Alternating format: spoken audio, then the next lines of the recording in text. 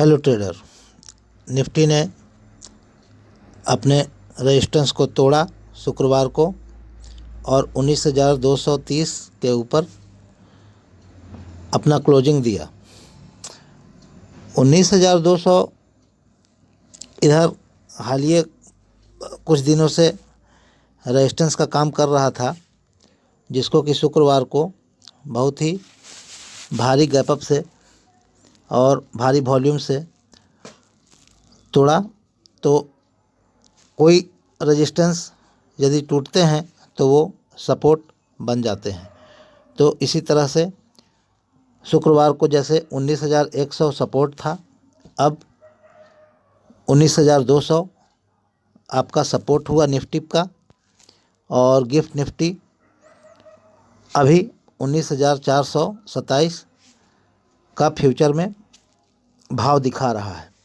Dow Jones लगातार high पर high लगाते जा रहे हैं, जिसके कारण ग्लोबल मार्केट अभी बिल्कुल बढ़िया चल रहा है, जिसके कारण आपका निफ्टी भी अच्छा नज़र आ रहा है, हरा में नज़र आ रहा है। यहाँ पर हम देख रहे हैं कि इंडिया में जितनी सारी कंपनियां हैं उनमें अधिकतर कंपनियों का रिजल्ट बढ़िया आ रहा है। तो ये भी मार्केट की चाल को दिशा देने के लिए बहुत उत्तरदायी है। अभी जोमेटो पर हमने देखा शुक्रवार को कि लिस्टिंग टाइम उसका जो लो था उस लो को ब्रेक कर दिया है शुक्रवार को, और ये आगे का चाल दिखाने के लिए तत्पर है। तो इस तरह से एसबीआई का देख लीजिए कि अनसिक्योर्ड लोन चिंता की बात नहीं, ये चेयरमैन दिनेश खारा साहब का बयान है। बैंक ऑफ इंडिया का रिजल्ट 52% बढ़ा मुनाफा। जेके सीमेंट का रिजल्ट 62% बढ़ा मुनाफा। इस तरह से डिलीवरी ये भी शुद्ध घाटा 50% से ज़्यादा कम होकर 103 करोड़ रुपए पर आ गया। रेवेन्यू 8% बढ़ा। बैंक ऑफ बड़ौदा में भी सितंबर तिमाही में 28% का मुनाफा बढ़ा। तो मार्केट का ये स्थिति है, और अगले सप्ताह में मार्केट का स्थिति क्या रहेगा हम यहाँ पर देख पा रहे हैं कि 19 अक्टूबर को 5% के शिखर पर पहुँचने के बाद 10 वर्षीय अमेरिकी बॉन्ड की यील्ड नीचे जाने लगी और पिछले 2 दिनों में गिरावट तेज हो गई। इसके चलते 3 नवंबर को यील्ड घटकर 4.66% हो गया, जो कि 5% पर पहुंच गया था। जैसे ही अमेरिकी मॉनेटरी पॉलिसी मेकर्स ने लगातार दूसरी बार प्रमुख ब्याज दरों को 5.25 से 5.5% पर बनाए रखने का विकल्प चुना, वैश्विक बाज़ारों में तत्काल प्रतिक्रिया हुई। बाजार ने गुजरे सप्ताह की शुरुआती काफ़ी सतर्क रुख के साथ की थी, लेकिन अमेरिकी पॉलिसी रेट्स को जस का तस रखने के फेडरल रिजर्व के फैसले से सप्ताह खत्म होते होते बाजार की कमजोरी दूर हो गई।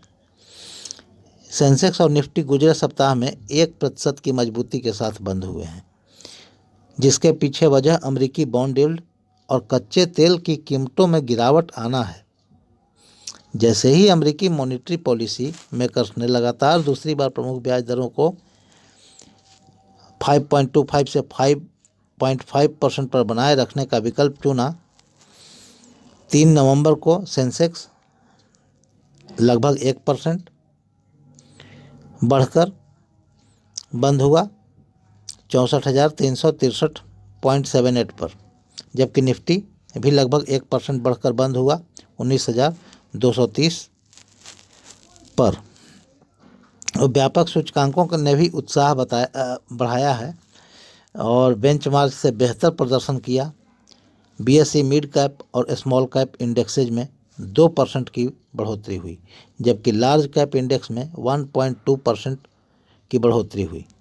19 अक्टूबर को 5% के शिखर पहुंचने के बाद 10 वर्षीय अमेरिकी बॉन्ड यील्ड नीचे आना और 2 दिनों में गिरावट का तेज होना इस बात का संकेत देता है कि हमारा जो फेस्टिव सीज़न है दिवाली, वो दिवाली में मार्केट संभवतः अपने चरम पर ट्रेड करेगा और आने वाले सप्ताह में 2400 से अधिक लिस्टेड कंपनियां अपना रिजल्ट घोषित करेगी।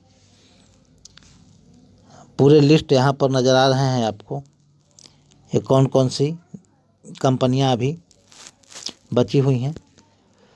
तो इसी आशा के साथ आप अपने इन्वेस्टमेंट को जारी रखें और आने वाले दिनों में अच्छा स्टॉक में अपने पैसे को निवेश करें और जो स्टॉक इस तेज़ी में परफॉर्म नहीं कर रहे हैं उनका चार्ट का एनालिसिस करें, उनमें क्या प्रॉब्लम है उसको देखें। यदि वो पोर्टफोलियो में नहीं रखने लायक हैं तो उन्हें हटाएं, उनके स्थान पर दूसरे अन्य अच्छे फंडामेंटल शेयर को ऐड करें। Thanks for watching, like, subscribe and share.